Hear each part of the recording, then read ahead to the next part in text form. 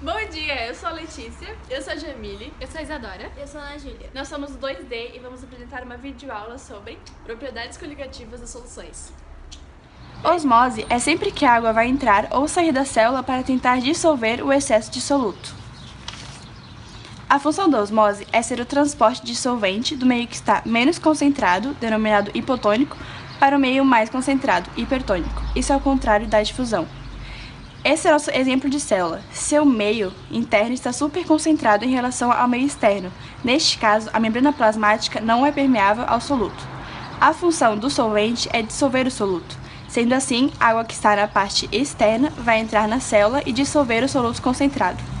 Muitas vezes, com o excesso de água no interior da célula, pode ocorrer o rompimento da membrana plasmática. Um exemplo muito comum do cotidiano de osmose é quando tomamos soro diretamente na veia ou quando adicionamos muito sal na salada, sendo assim ela murcha. Eu vou usar o exemplo do sal na salada como demonstração de osmose. Com o excesso de sal, daqui a um tempo a salada vai murchar. Tonoscopia. Tonoscopia é a alteração das propriedades físicas de uma substância pela adição de solutos não voláteis, ou seja, que não evaporam com facilidade. Por exemplo, em um copo só com água, a maior pressão de vapor, que são essas bolinhas rosinhas aqui. Quando a gente adiciona o cloreto de sódio e ele se dissolve na água, ocorre a interação de seus íons com as moléculas da água. Essa interação torna mais difícil a evaporação da água.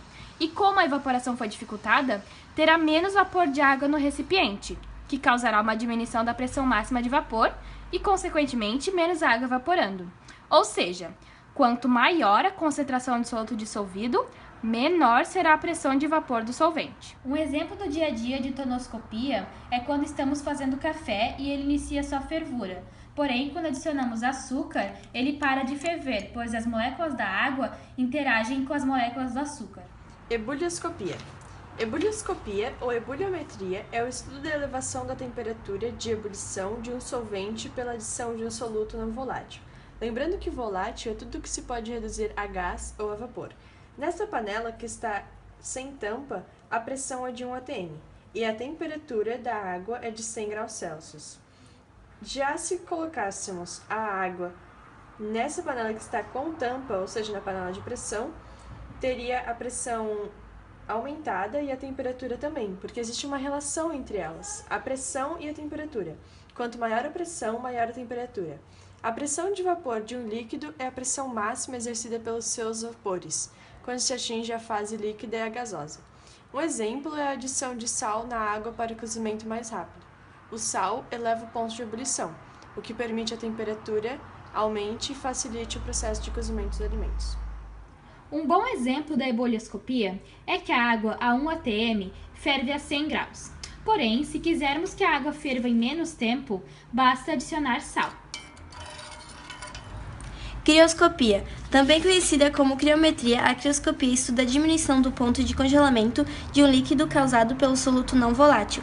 A fórmula que permite calcular essa propriedade é a seguinte: ΔTc igual Tc2 menos Tc, onde Tc significa a temperatura de congelamento da solução e Tc2 significa a temperatura de congelamento do solvente.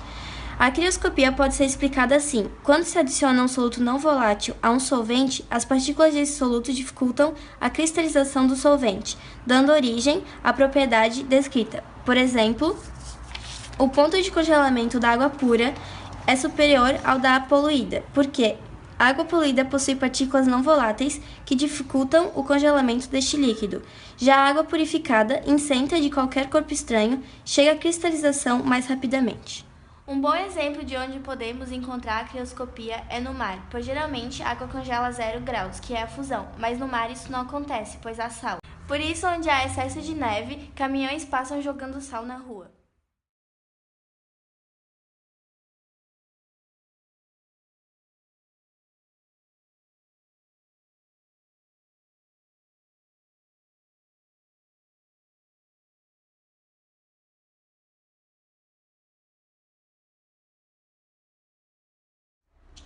Beijo, Mindy!